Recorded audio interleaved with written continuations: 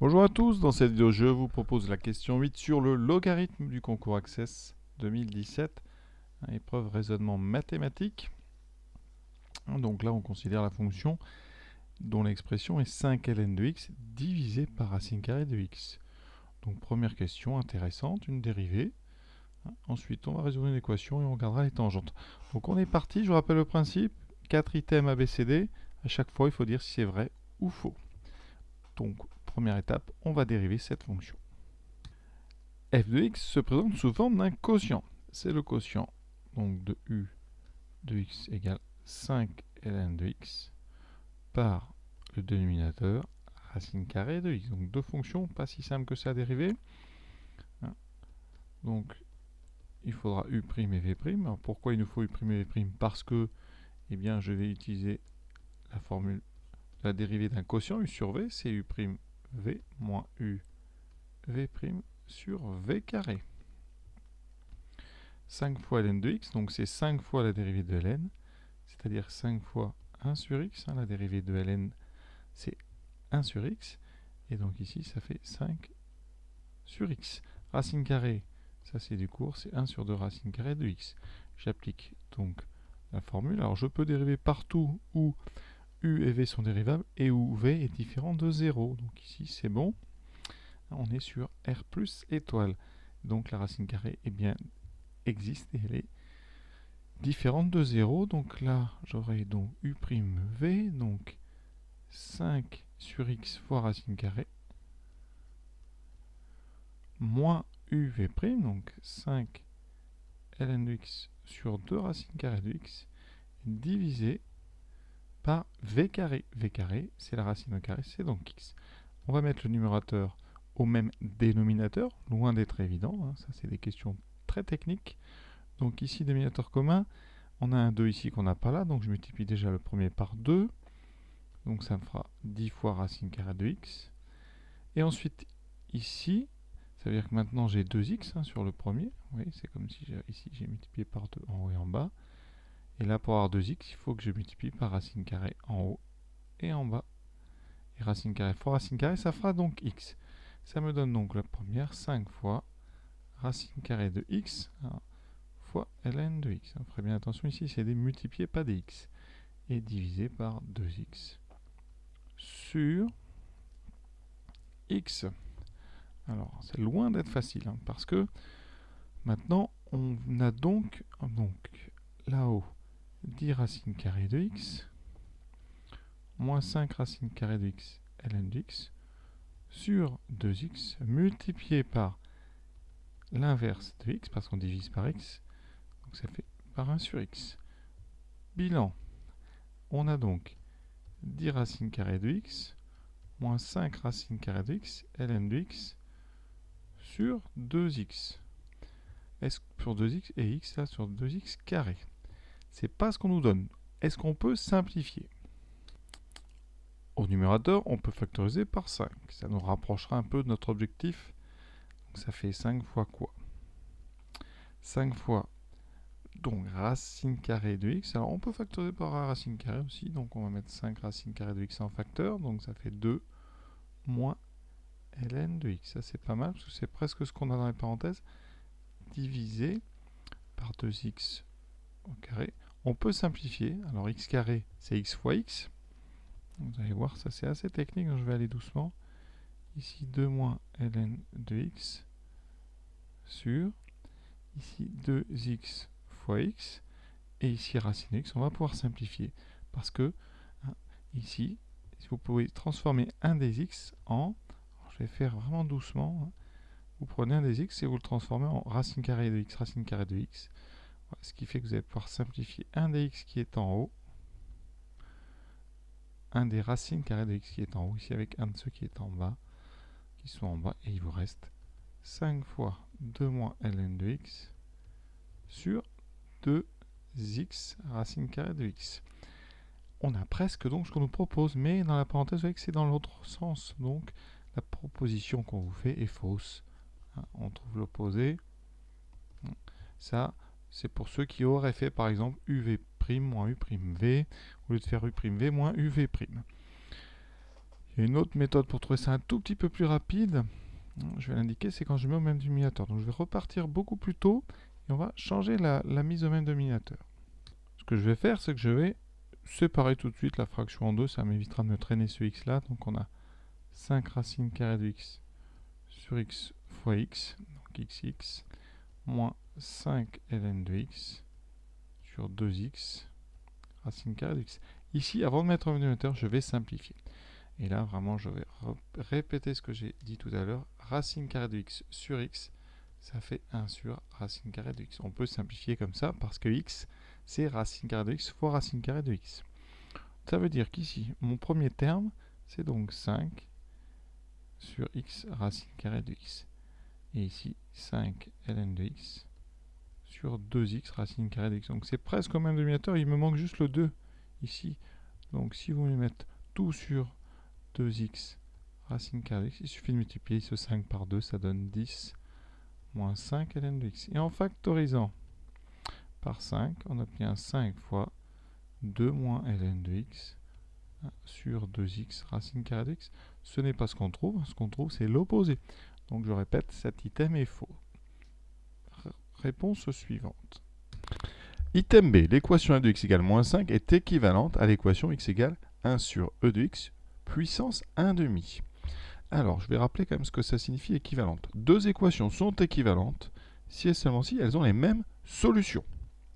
Ainsi, on peut avoir des choses très étranges, par exemple, x carré égale moins 1, on est dans R, va être équivalent à exponentielle x égale moins 1. Vous n'avez pas de lien entre les deux, mais comme les deux n'ont aucune solution dans R, ce sont deux équations équivalentes dans R. Donc ça peut être embêtant, parce que vous pouvez comme ça avoir deux choses qui n'ont pas de lien, mais qui peuvent être équivalentes parce qu'elles n'ont pas de solution. La première chose à faire, c'est de regarder un petit peu ce qu'on a devant nous. Alors f de x égale moins 5. Ça équivaut, ça, à 5 ln de x sur racine de x égale moins 5. On peut transformer un petit peu, on peut diviser déjà par 5, ce qui donne ln de x sur racine carrée de x égale donc moins 1. Comme on est sur R plus étoile, je rappelle, le domaine qui est donné dans le texte, c'est 0 plus infini ouvert. Donc ici, racine de x est différent de 0, donc on peut faire un produit en croix. Ça fait ln de x égale à moins racine carrée de x. On va maintenant passer à exponentielle. Je rappelle la propriété. A égale b équivaut à exponentielle a égale exponentielle b. Ça veut dire qu'ici, on aura e de ln de x est égal à e de moins racine carrée de x. E de n de x, on sait que pour tout x, ça fait x égale e de moins racine carrée de x. Pour tout x, évidemment, dans 0 plus infini, puisqu'on doit pouvoir calculer ln. On arrive à ça.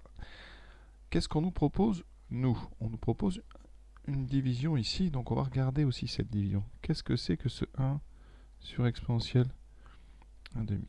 D'où on vous propose ceci. Donc je vais la transformer aussi. Alors, on a exponentielle x puissance 1 demi.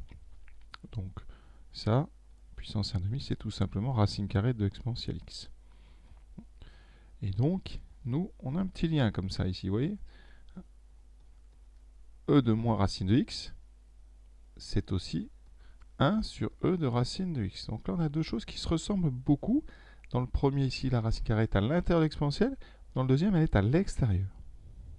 Et maintenant, ce qu'on doit se demander, c'est est-ce que l'équation x égale 1 sur e de racine de x est équivalente à celle-ci? Ça veut dire, est-ce qu'on peut aller de là à là?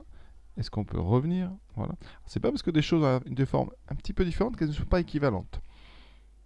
Les deux équations pourraient très bien être équivalentes, déjà si elles n'avaient pas de solution. Donc on peut se demander, est-ce que eh bien, x égale 1 sur e de racine de x admet une solution. Donc on va regarder x fois e de racine de x égale 1. Est-ce que ceci admet une solution? Alors, est-ce que ça admet une solution? Alors, on va regarder cette fonction sur 0 plus l'infini. Donc on va regarder la limite de x, e de racine de x. Limite quand x tend vers 0 de x, e de racine de x. Alors x tend vers 0, exponentielle, là ça tendra vers exponentielle 0, donc ça fera 0, pas de problème. La limite quand x tend vers plus l'infini de x, e de racine de x, c'est évidemment plus l'infini. Donc là, d'après le TVI, puisque x, e de racine de x est une fonction continue, hein, la fonction qui a x associe x, e de racine de x, c'est évidemment continu comme produit et composé de fonctions continues. Donc le TVI nous dit, comme 1 est bien intermédiaire entre 0 plus l'infini, l'équation x, e de racine de x égale 1 admet au moins une solution.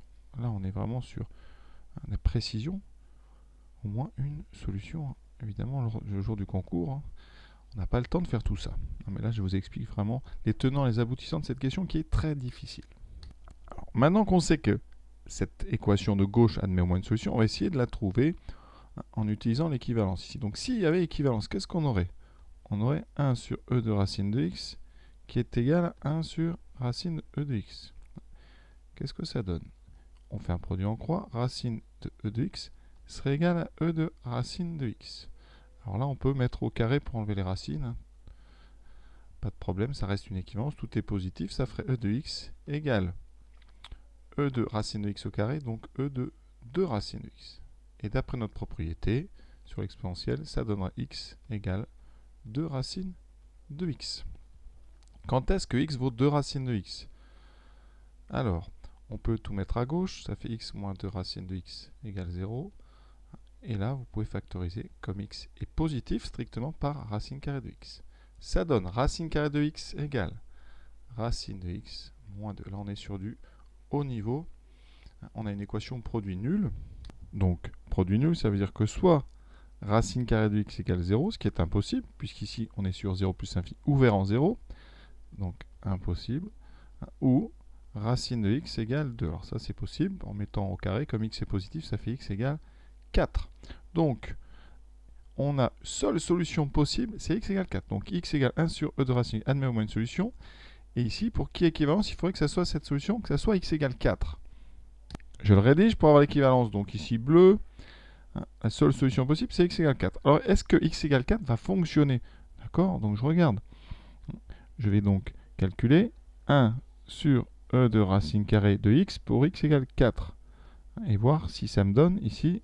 La question, c'est est-ce que ça donne 4? C'est-à-dire, est-ce que j'ai bien x égale 1 sur e de racine de x pour x égale 4?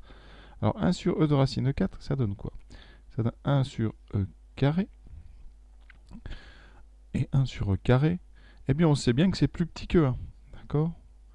Alors que 4 est plus grand que 1. Donc, cette seule solution possible, x égale 4, c'est absurde.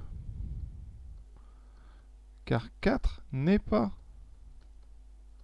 solution de x égale 1 sur e de racine de x. Donc, qu'est-ce qu'on a ici? On a démontré que x égale 1 sur e de racine admet au moins une solution. Ensuite, on vient de prouver que x est égal à 1 sur e de racine de x et x égale 1 sur racine de x n'ont pas de solution commune. Pas de solution commune. La seule possible, on a dit, c'était 4 et ça n'est pas une solution de la première. Et donc, avec ces deux choses-là, on a donc deux équations qui n'ont pas le même ensemble de solutions. Et donc, elles ne sont pas équivalentes. Alors, lors de concours, ici, je pense que peu d'élèves se sont trompés. Pourquoi? Parce qu'on ne rédige pas. On n'explique pas pourquoi on répond. C'est-à-dire que la plupart des candidats ont dû trouver ici deux équations qui ont l'air différentes et donc on dit que ce n'est pas équivalent. Alors là, il n'y avait pas de piège. Le piège aurait été d'avoir deux équations ici qui n'ont pas de solution et dans ce cas-là, elles auraient été équivalentes malgré le fait qu'elles n'aient pas entre elles de lien. C'est-à-dire ici, on a l'impression qu'il y a une erreur de calcul, mais quand deux équations n'ont pas de solution, elles sont équivalentes quel que soit le passage pour aller de l'une à l'autre. Et donc, ça aurait été un piège. Ici, ils ne l'ont pas fait. Ils ont préféré trouver deux équations qui ne sont pas équivalentes parce que, eh bien, il n'y avait pas les mêmes solutions. Donc voilà, donc vous inquiétez pas. Ici, c'est quand même des questions très difficiles. A priori, on peut passer parfois ce genre de questions. Donc là, les questions suivantes sont beaucoup plus simples, et heureusement.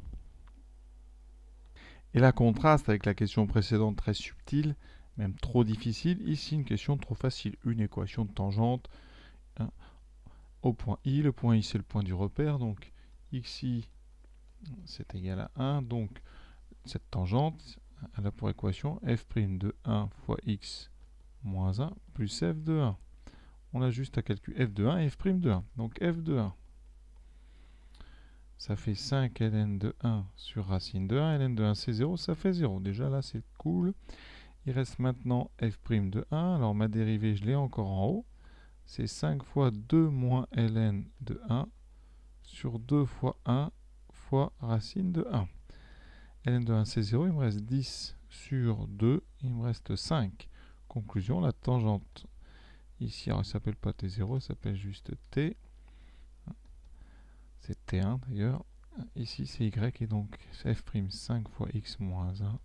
On trouve bien 5x moins 5. Hein. Si on développe 5x moins 1, ça fait 5x moins 5. Donc cette fois-ci, c'est vrai, vous voyez, contraste, hein, vraiment, question très simple. À condition quand même d'avoir réussi la dérivée de la première question. Donc, item C, c'est vrai.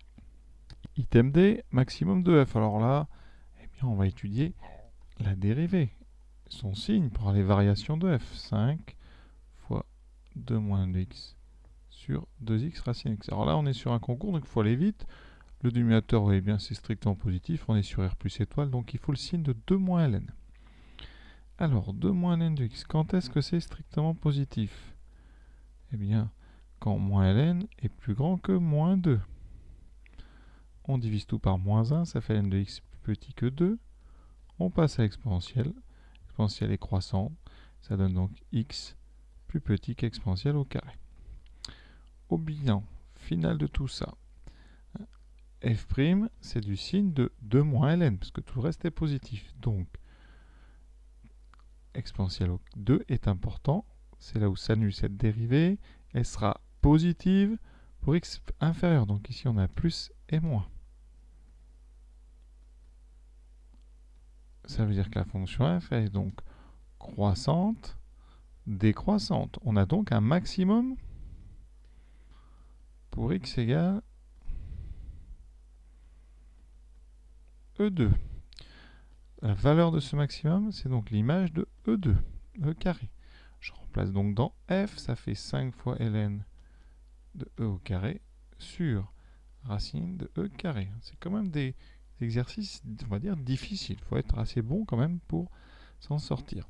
Ce qui fait 5 fois donc ln de E2, ça fait ln de E se succède, il reste donc 2 sur racine de E2, c'est-à-dire E.